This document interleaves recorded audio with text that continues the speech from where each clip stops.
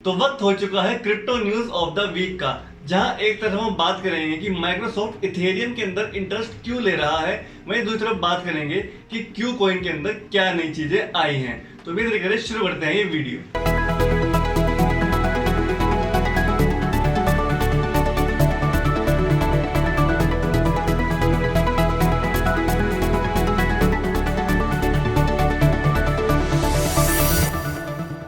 Hey guys, मेरा नाम है श्रेयस सैनी और आप देख रहे हैं टोटल क्रिप्टो और ये है हमारी crypto news of the week. लेकिन वीडियो शुरू करने से पहले आपको पता है ना क्या करना है। अगर आपने अभी तक हमारे चैनल को सब्सक्राइब नहीं किया है तो इसको सब्सक्राइब कर लीजिए और साथ ही साथ नोटिफिकेशन का आइकन दबाना है बहुत जरूरी है, क्योंकि इसको दबाने के साथ ही आपको हमारे लेटेस्ट वीडियो के लेटेस्ट नोटिफिकेशन सबसे पहले मिलेंगे। तो स्टार्ट करते हैं अपनी न्यूज नंबर 1 से, जो कि है क्यू कॉइन तरफ से। क्यू कॉइन पूरे वर्ल्ड के लीडिंग क्रिप्टो एक्सचेंजेस में से एक है और इसका जो सबसे तगड़ा काम है वो अफ्रीका के अंदर है। लेकिन एक बहुत ही अनफॉर्चुनेट तरीके से किसी हैकर ने इस क्यू कॉइन के अंदर करीबन $250 मिलियन के एसेट्स गायब कर दिए थे।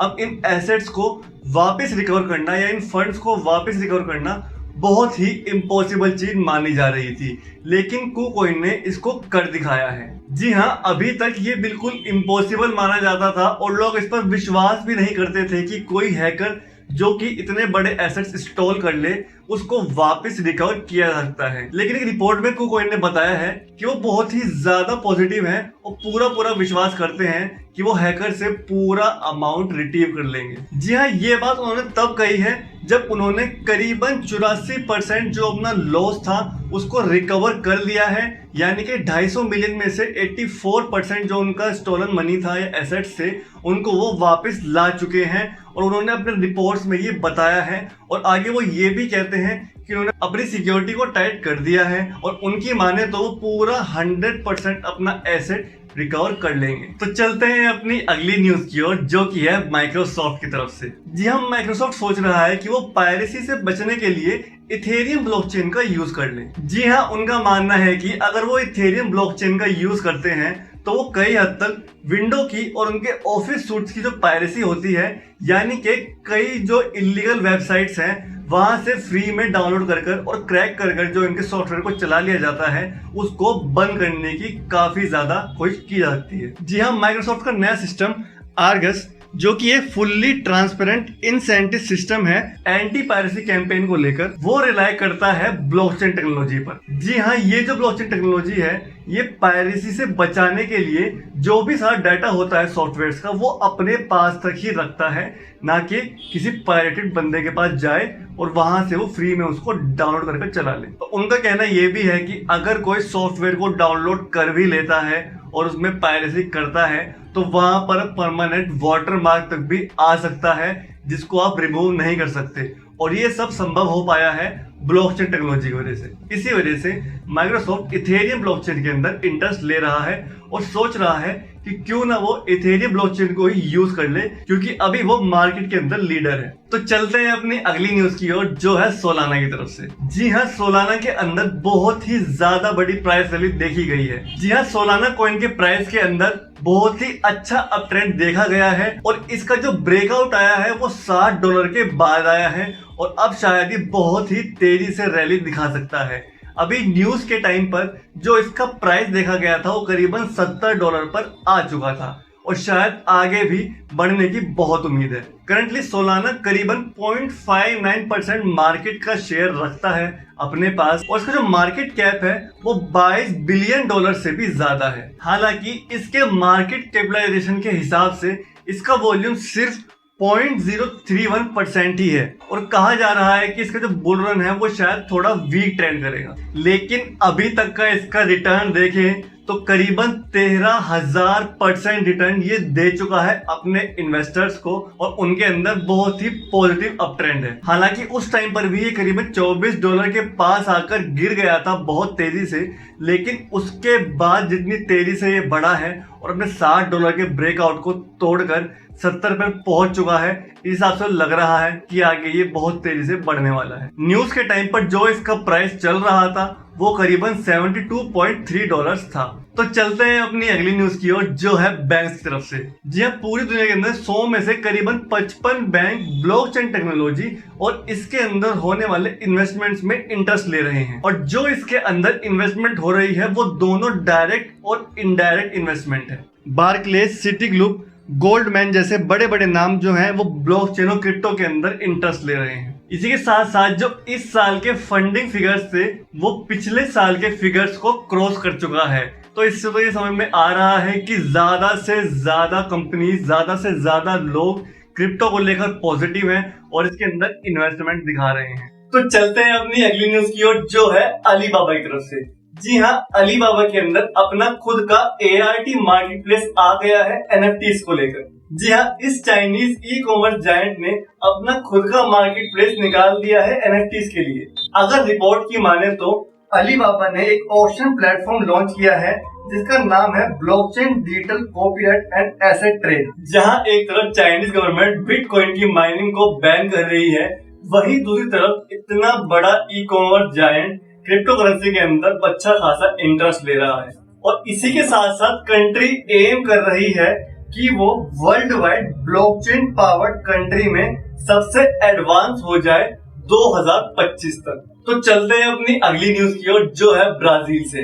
जी हाँ, ब्राजील पुलिस ने कुछ लोगों को अरेस्ट किया है क्रिप्टो रिलेटेड मनी लॉन्ड्रिंग की एक्टिविटीज में।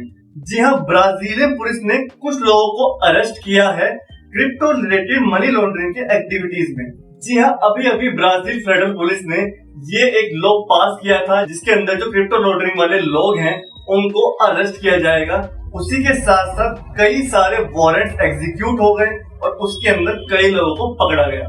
बताया जा रहा है कि करीबन 34 सीज वारंट और सर्च वारंट आए थे पूरी कंट्री से, और वहां की जो पुलिस है उसकी मनी लॉन्ड्रिंग पर सीज या बैन लगाने तक ही रुकी नहीं, उन्होंने उसके साथ साथ जो भी इससे रिलेटेड उनके बैंक अकाउंट थे उनको भी सीज कर दिया है, बंद कर दिया है। अभी तक की रिपोर्ट की माने तो अभी तक कोई भी एक पर्टिकुलर फिगर नहीं आया है कि कितनी मनी लॉन्ड्रिंग का अमाउंट था और कितना ज्यादा उसके अंदर फ्रॉड हो रहा था।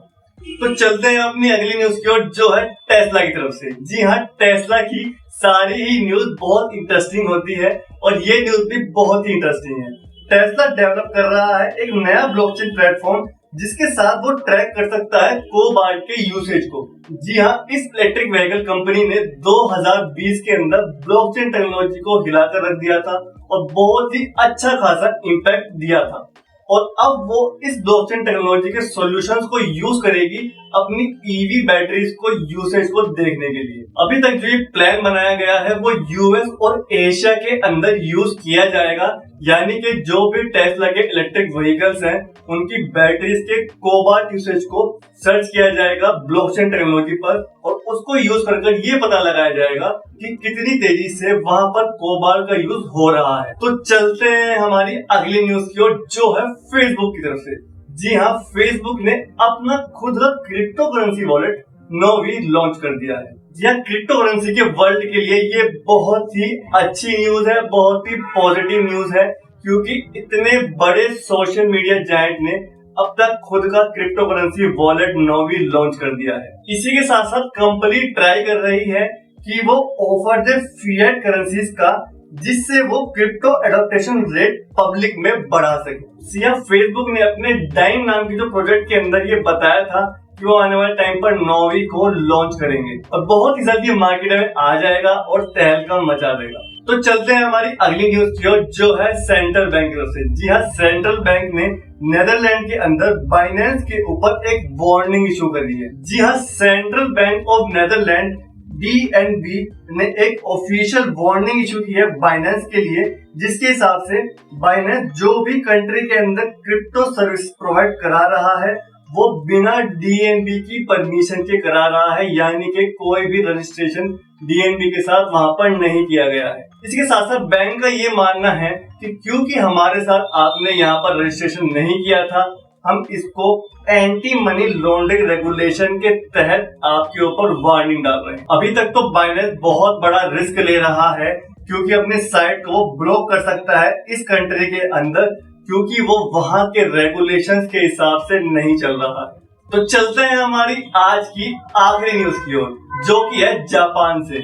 जी हाँ, जापान का एक crypto exchange liquid global hack हो चुका है। जी हाँ, जापान के इस क्रिप्टो एक्सचेंज ने अपनी सारी डिपॉजिट और विड्रॉल्स की जो ट्रांजैक्शंस थी उन पर रोक लगा दी है, सस्पेंशन लगा दिया है, क्योंकि इसके अंदर हैक हो चुका है। अगर उनके ट्वीट की माने तो उन्होंने बोला है कि उनके जो भी अकाउंट्स हैं और जो भी एसेट्स हैं उनके अंदर कॉम्प्रोमाइज हो चुका है। इसके बाद वो अपने सारे एसेट्स को एक ऑनलाइन स्टोरेज सिस्टम पर रख रहे हैं फर्दर अटैक से बचाने के लिए। अभी तक ये नहीं पता लग पाया है कि इस एक्सचेंज के अंदर कितने अमाउंट के एसेट्स चोरी हुए थे, लेकिन रिपोर्ट्स के माने से अंदाजा लगाया जा रहा है कि एसेट्स करीबन $90 मिलियन के थे, जिसके अंदर क्रिप्टोज जो कि बड़े बड़े क्रिप्टोज हैं जैसे कि bitcoin, ether, ripple, Tron etcetera. Company की माने तो वो दूसरे एक्सचेंजेस के साथ भी काम कर रही है इस तरीके के फ्रॉड को रोकने के लिए। उन्होंने करीबन 9 क्रिप्टो वॉलेट एड्रेसेस को